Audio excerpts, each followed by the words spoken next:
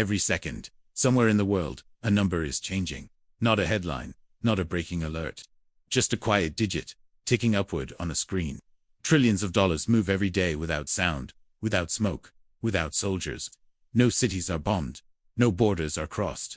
And yet, this silent movement decides which nations rise, which governments fall, and which futures are quietly erased. Presidents come and go. Flags are lowered. Empires collapse. But this system never stops. It doesn't sleep. It doesn't vote. It doesn't ask permission. Most people believe power lives in armies, elections, or laws. They believe money is created by governments, controlled by leaders, and backed by national strength. But the modern world doesn't run on paper bills or gold reserves anymore. It runs on something far less visible and far more powerful.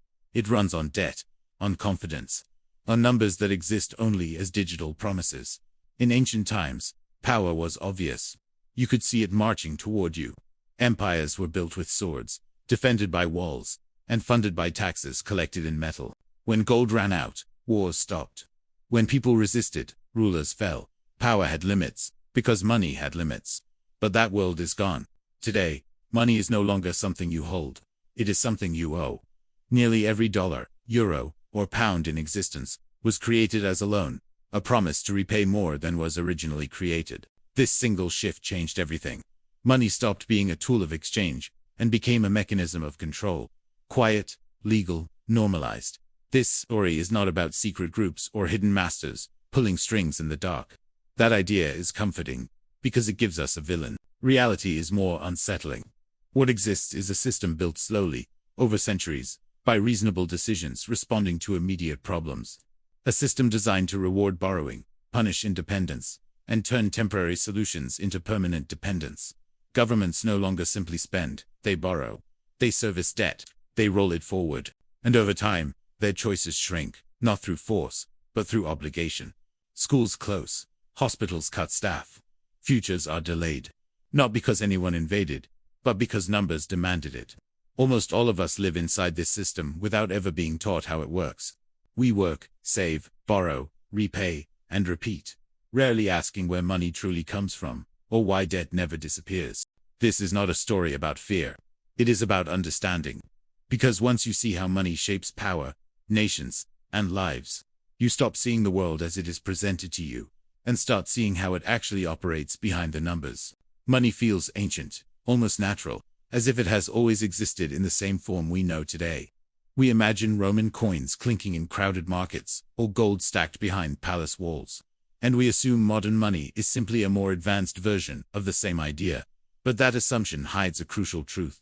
For most of human history, money was physical, limited, and difficult to expand. Gold had to be dug from the ground. Silver had to be weighed by hand. Wealth could not be created instantly. That limitation mattered more than people realize, because it placed a natural boundary on power itself. In ancient and medieval societies, rulers could only extract what physically existed. Taxes were collected in grain, livestock, or metal. If people had nothing left, the state had nothing to take. Wars were expensive in a very real sense. Armies needed food, weapons, and pay, all tied to tangible resources. When treasuries emptied, campaigns ended. Empires did not collapse because leaders suddenly became kind. They collapsed because reality imposed limits. Money, in this form, acted as a brake on ambition. This balance began to shift quietly in medieval Europe, not through conquest or ideology, but through convenience. Merchants traveling long distances faced constant risk carrying gold. To solve this, goldsmiths began offering secure storage in exchange for paper receipts. These receipts were simple claims on real metal, redeemable at any time. At first, nothing truly changed. The paper represented gold, and gold remained the foundation. But human behavior changed everything. People discovered they rarely needed to collect their gold. The paper itself became easier to trade. Over time, receipts passed from hand to hand as money, while the gold sat untouched in vaults. The goldsmiths noticed something important. Not everyone came to withdraw their gold at once. Most of it stayed still. That observation led to a decision that would reshape history. They began issuing more receipts than the gold they actually held. This was not fraud in the way we imagine it today. It was trust turned into leverage. As long as confidence remained, the system worked. More paper meant more trade, more growth, and more profit. Credit expanded beyond physical limits, and economies grew faster than ever before. Cities flourished. Commerce accelerated. But something fundamental had changed. Money was no longer tied directly to reality. It was now tied to belief. When belief held, the system felt miraculous. When belief failed, collapses were sudden and devastating. Bank runs wiped out fortunes overnight. Ordinary people paid the price for risks they never knew existed. Still, the benefits were so powerful that societies accepted the danger. Over time, governments legalized and formalized the practice. Banks moved from back alleys into the center of national economies. Lending became respectable, then essential. States soon realized borrowing was easier than taxing. Raising taxes angered citizens. Borrowing delayed consequences. Wars could be funded now and paid for later. Infrastructure could be built without immediate sacrifice. Slowly, power shifted. Wealth no longer defined strength. Access to credit did. Rulers who could borrow endlessly could rule endlessly. By the end of this transformation, money had changed its nature. It was no longer a thing you possessed. It was a promise about the future. A promise backed by labor not yet performed, taxes not yet collected, and obedience not yet demanded. This quiet change laid the foundation for the modern world, long before anyone understood the cost of building power on promises instead of limits. As banking expanded, governments were forced into a choice they could no longer avoid. They could attempt to control money directly and risk instability, or they could embrace the system that was already shaping their economies. This moment marked the rise of central banking. It did not begin as a grand plan to control nations. It began as an emergency solution to a simple problem. Governments needed more money than their societies could physically provide. The first true model appeared in England at the end of the 17th century. The state was locked in costly wars and had exhausted traditional taxation. Instead of pushing citizens to revolt, the government turned to private lenders. In exchange for loans, those lenders were granted special privileges, legal recognition, protection, and influence over national finance. This arrangement created something new, a permanent partnership between government and credit. War, debt, and banking became permanently connected. Central banks offered stability in a world prone to panic. When banks failed and markets froze, these institutions could step in as lenders of last resort. This prevented total collapse and restored confidence. But stability came with dependency. Once governments tied their survival to credit markets, money stopped being a tool they controlled and became a system they had to maintain. Budgets, armies, and social order now relied on the ability to borrow. Over time, central banks developed powerful mechanisms. Interest rates emerged as the most important lever in modern economics. A small adjustment could slow entire economies or push them into expansion. Jobs, housing, and investment responded not to elections, but to monetary signals. These decisions were presented as technical and neutral, yet their effects were deeply human. Families lost homes, businesses failed, savings eroded, all without a single law being passed. Public understanding of central banks remained limited. They were seen as distant, complex institutions, staffed by experts speaking a language most people never learned. This distance protected them. While political leaders argued in public, monetary policy quietly shaped outcomes in the background. Inflation reduced purchasing power. Asset prices rose. Debt expanded. Because these changes happened gradually, they felt normal, even unavoidable. By the 20th century, central banking had become global. Nations without credible central banks struggled to attract investment or stabilize currencies. Those who resisted were punished by market pressure, capital flight, or isolation. Participation was no longer a choice. It was the cost of entry into the modern financial world. Monetary discipline replaced military discipline. Confidence replaced conquest. Power shifted again, not toward dictators or parliaments, but toward institutions that managed money itself. These institutions did not rule through force or ideology. They ruled through necessity. And once nations accepted this framework, leaving it became more dangerous than staying inside it. The system endured not because it was perfect, but because it appeared to be the only structure capable of holding the modern world together. The United States entered the world of central banking with deep suspicion and hesitation. Its founders had watched European nations fall into cycles of debt and dependency, and they feared concentrated financial power as much as they feared standing armies.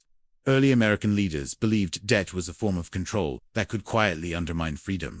For decades, the young nation resisted creating a permanent central bank, dismantling early attempts and trusting that independence could survive without one. But economic reality proved stronger than ideology. As the country expanded, so did financial instability. Banks failed regularly. Credit dried up without warning. Ordinary people lost savings overnight. Each panic exposed the same weakness. Without a central authority to stabilize money, the system collapsed repeatedly. The cost of independence was chaos, and chaos demanded a solution. In 1913, that solution arrived with the creation of the Federal Reserve. It was designed as a compromise rather than a takeover. The Federal Reserve would not be fully controlled by the government, nor fully private. This hybrid structure was meant to balance political pressure with financial expertise. In theory, it would smooth cycles, prevent panics, and protect the economy from itself. In practice, it transformed how money was created in America. Under this system, money expanded primarily through lending. Every new loan created new dollars. Growth accelerated rapidly, but so did reliance on debt. Economic expansion became inseparable from credit expansion. The country grew wealthier, but also more dependent. Stability no longer came from savings, but from constant access to borrowing. This shift reshaped inequality. Those closest to credit benefited first. Banks, corporations, and asset owners gained early access to newly created money. Prices rose later, affecting wages and savings last. This was not the result of secret planning or moral failure. It was a structural outcome. The system rewarded access over effort and proximity over productivity. As America's economy grew, so did the Federal Reserve's influence. Its decisions affected not only domestic markets, but global ones. Other nations adjusted their policies in response to U.S. interest rates and monetary moves. Over time, the dollar became the foundation of international trade and finance. It was no longer backed by gold alone, but by trust, economic scale, and military power.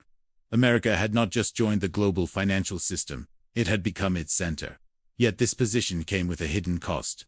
Discipline gave way to intervention. Crises became cycles. Each downturn was met with more credit, deeper debt, and larger rescues. The system survived by expanding itself. America appeared powerful, but it was bound by the same rules that enforced on others. Money had given it influence, but debt ensured it could never fully step outside the system it helped perfect. After World War II, the world did not just rebuild cities and borders, it rebuilt the financial order itself. Europe lay in ruins. Old empires were exhausted, and global power had shifted decisively.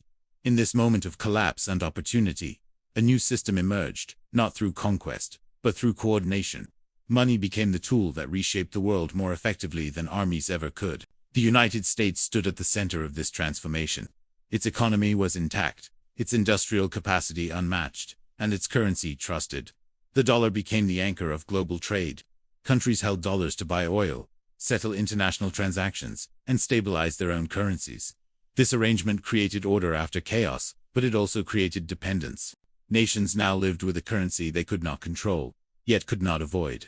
New international institutions were formed to manage this system. Organizations like the International Monetary Fund and the World Bank were presented as neutral guardians of stability and development. Their stated purpose was to prevent financial collapse, support reconstruction, and promote growth. In practice, they established the rules of participation in the global economy. Access to funding came with conditions, and those conditions shaped national policy. When countries faced crisis, loans arrived, but never freely. Governments were required to cut public spending, reduce subsidies, open markets, and privatize state assets. These measures were justified as economic discipline, but their impact reached far beyond balance sheets.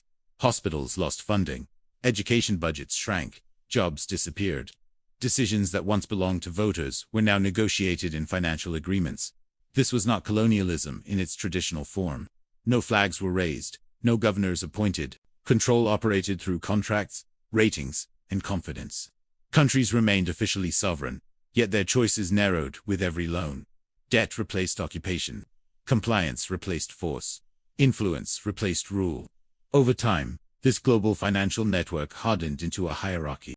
Nations that aligned with its rules were rewarded with investment and stability. Those that resisted faced capital flight, currency collapse, or isolation. The lesson was clear: survival required obedience to financial norms set by powerful economies. By the end of the 20th century, global finance had achieved something rare in history. It created order without empire, control without conquest, and dependence without chains.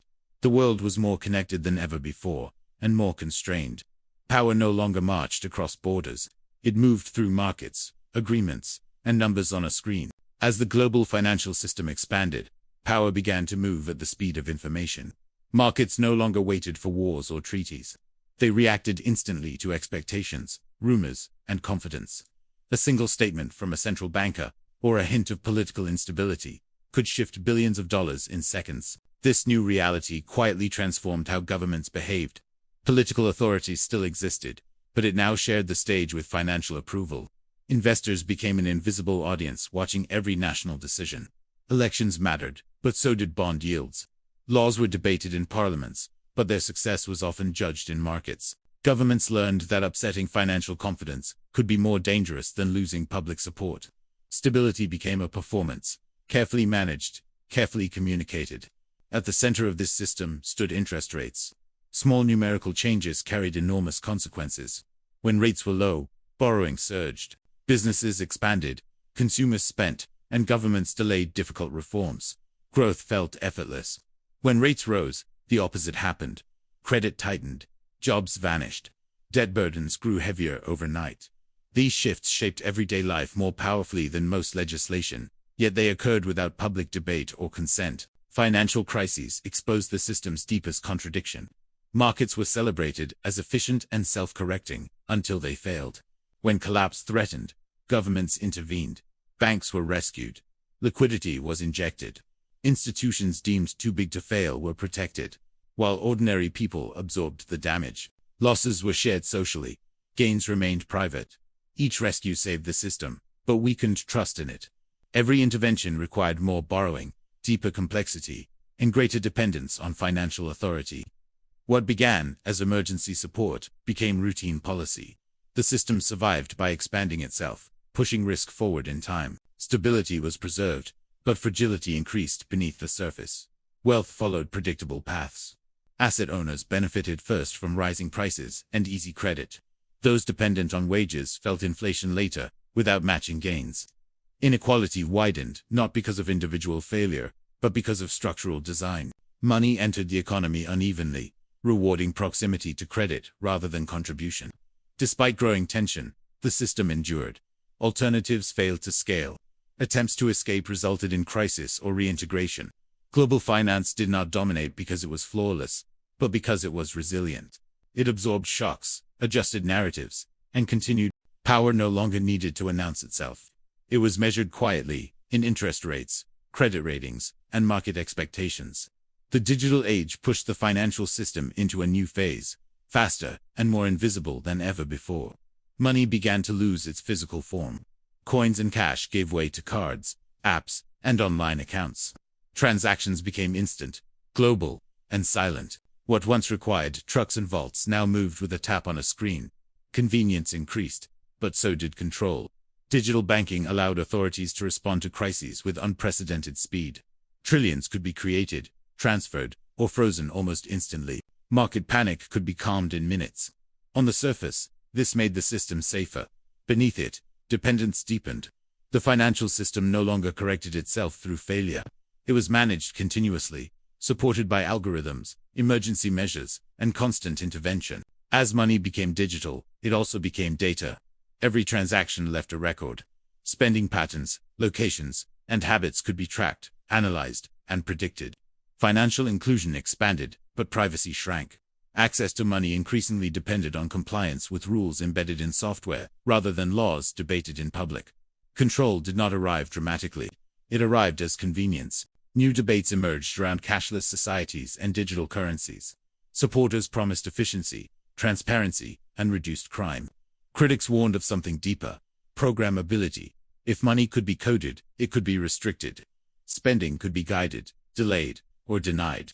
Economic pressure could replace legal punishment. The line between financial policy and social control began to blur. At the same time, individuals became more exposed than ever. Savings lost value, quietly through inflation. Investment became necessary, just to stand still. Retirement security depended on markets that could shift overnight. People worked harder to protect themselves inside a system that rewarded speed and punished hesitation. Freedom still existed, but it became conditional, tied to performance within financial rules. Yet the system persisted, because it offered scale no alternative could match. It connected billions of people, coordinated global trade, and moved resources across continents without central command. Participation reinforced its power. Every transaction strengthened it. Escape remained possible in theory, but costly in practice. By this stage, the system no longer needed explanation or defense. It was the environment itself. Money was no longer a tool used by society. Society operated inside money. And understanding that shift was essential to seeing how modern power truly functions, not through force, but through design. As the system matured, its greatest strength became psychological rather than financial. People slowly stopped questioning money itself and focused instead on managing their position within it. Success was no longer measured by independence or stability, but by credit scores, asset ownership, and constant participation in markets. Debt became normal, then expected. Education, housing, healthcare, even survival, were increasingly financed by promises about the future. The system did not impose this aggressively. It normalized it gently. Governments followed the same path. Long-term planning gave way to short-term stabilization. Structural problems were postponed through borrowing rather than solved. Each crisis was managed just enough to avoid collapse, while deeper issues were pushed forward in time. Entire generations inherited obligations they never agreed to. Democracy remained intact on the surface, but its power narrowed. Leaders could be elected, but financial limits could not be voted away. Public understanding remained shallow. Financial education focused on budgeting and saving, not on how money is created or why debt is permanent. People were taught how to survive inside the system, not how it was designed. This created resignation. Crises felt like natural disasters instead of predictable outcomes. Responsibility became personal. Failure felt individual, even when the structure was at fault. At the global level, control operated through narrative rather than force. Words like stability, confidence, and growth became moral standards. Countries were judged not by the well-being of their people, but by their obedience to financial norms. Those who complied were rewarded with investment and praise. Those who resisted were labeled reckless or irresponsible. The language of economics replaced the language of power, making control appear neutral and technical. By now, the system no longer needed enforcement. Belief sustained it. People trusted markets to be rational, experts to be impartial, and disruption to be dangerous. This belief was not entirely false. The system had delivered innovation, connectivity, and growth. But it demanded discipline, obedience, and sacrifice in return, often without admitting it. Power had become internalized. People policed themselves, fearing instability more than inequality. The system no longer needed to dominate openly. It lived in expectations, habits, and fear of falling behind, and that psychological shift may have been its most complete victory. Every system carries stress within it, and modern finance is no exception. Debt has grown faster than real economic productivity for decades. Each solution relies on more borrowing, more intervention, and more complexity. Crises no longer feel exceptional, they feel cyclical. Each one is framed as temporary, yet each leaves the system more fragile than before. Central banks now operate in a permanent state of emergency. Tools once considered extreme have become routine. Interest rates are pushed to unnatural levels. Massive interventions are normalized. Markets no longer fear failure in the same way, because rescue is expected. This changes behavior. Risk increases when consequences feel distant. The system survives by assuming it will always be saved. This creates a dangerous paradox. Stability in the present is achieved by borrowing from the future. Every rescue postpones pain while enlarging it. Transparency decreases as complexity grows. Trust is maintained through reassurance rather than understanding. The system functions, but only as long as confidence holds. Meanwhile, social tension rises. Inequality becomes impossible to ignore. Younger generations face shrinking opportunities compared to those before them. Housing becomes unreachable. Security feels temporary. Faith in institutions weakens, yet dependence on them deepens. People sense something is wrong, but struggle to name it. Political movements emerge promising simple solutions to complex problems. Some blame individuals, others institutions, others imaginary enemies. But the core structure remains unchanged. Money creation, debt dependence, and centralized control shape outcomes regardless of ideology. The system absorbs opposition, adjusts its language, and continues forward. History suggests systems rarely collapse from external attack. They fail when internal contradictions grow too large to manage. The question is no longer if change will come, but how. Gradual reform, sudden crisis, or slow erosion all remain possible paths. What is certain is that the current trajectory cannot continue indefinitely without consequence. Understanding this does not grant control, but it restores perspective. The financial system is not immortal. It is a human construction, shaped by incentives, fear, and compromise. And like all human systems, it carries the seeds of its own transformation. At the individual level, the system can feel overwhelming, even oppressive. But awareness changes how it is experienced. Those who understand how money is created and distributed stop expecting fairness from structures designed for scale and stability, not equality. They begin to see security not as blind trust in institutions, but as adaptability within constraints. This is not rejection of the system. It is engagement with open eyes. Nations face a similar reality. True independence no longer means isolation from global finance. It means resilience within it. Countries that diversify their economies, manage debt carefully, and invest in real productivity gain limited but meaningful freedom. Absolute sovereignty is impossible in an interconnected world, but agency still exists at the margins. Choices matter, even when options are narrow. The future of money is uncertain and contested.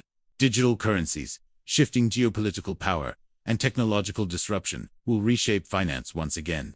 New tools promise efficiency and inclusion, but also introduce new forms of control. Every innovation solves old problems, while creating new risks. The system does not evolve toward justice or domination. It evolves toward survival. History warns that the most dangerous moment is not collapse, but complacency. When a system feels permanent, it stops being questioned. Its weaknesses grow unnoticed beneath apparent stability. Awareness is not rebellion. It is responsibility. Understanding how power operates through money allows societies and individuals to prepare rather than panic.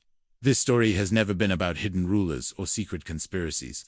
It is about a structure that emerged gradually, logically, and legally. A system built to manage risk, fund growth, and prevent chaos, which now defines the boundaries of modern life. Seeing it clearly does not make it disappear, but it breaks the illusion that it is natural or inevitable. And once that illusion breaks, the conversation about change can finally begin. In the end, the question is not whether banks, money, or debt are good or evil. The real question is whether societies understand the system they depend on. Modern finance was never designed to make people free or equal. It was designed to keep large, complex economies functioning without constant collapse. For decades, it succeeded. It funded innovation, rebuilt nations after wars, and connected the world in ways no empire ever achieved. But success created dependence. Dependence reduced choice. What began as a tool slowly became a framework, and then an environment. Today, money no longer serves politics and society alone. Politics and society operate inside money. That is why meaningful change feels so difficult. Any serious reform threatens stability, and instability is the one thing the system is built to avoid. So problems are managed rather than solved. Risks are delayed rather than removed. Debt is rolled forward, quietly transferred from one generation to the next as obligation and expectation. This does not mean collapse is inevitable tomorrow, nor does it mean control is absolute. Systems adapt, power shifts, history continues. But it does mean the age of pretending money is neutral is over. Every interest rate decision, every bailout, every loan condition reflects priorities, values, and trade-offs. These are political choices, even when presented as technical necessity. Understanding this restores a form of agency, not the illusion of total freedom, but clarity about limits, incentives, and risks. Empires of the past fell because they overextended, ignored internal strain, and believed themselves permanent. Modern systems are no different, even if they appear more sophisticated. They will change, either by deliberate reform or by force of circumstance. The outcome depends on awareness, discipline, and the willingness to confront uncomfortable truths, instead of comforting myths. This story was never about fear. It was about literacy. Because in a world ruled not by kings or generals, but by balance sheets and confidence, the most powerful act is understanding the system you live inside. Power once came from swords, then from guns, and today, it comes from numbers on a screen. Not because anyone planned it that way, but because this is the system the modern world chose for stability, growth, and survival.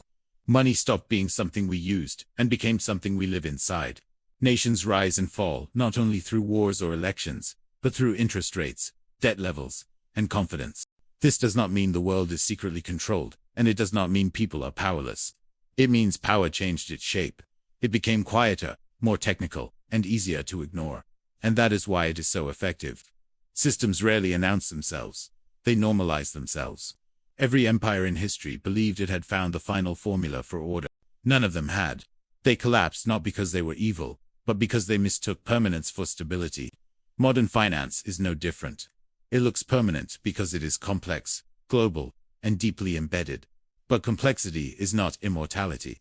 The future will bring new tools, new currencies, and new centers of power. Some will promise freedom. Others will promise safety. All will carry trade-offs. The danger is not change. The danger is ignorance. Because when money becomes invisible, its influence becomes absolute. Understanding the system does not require rebellion. It requires awareness.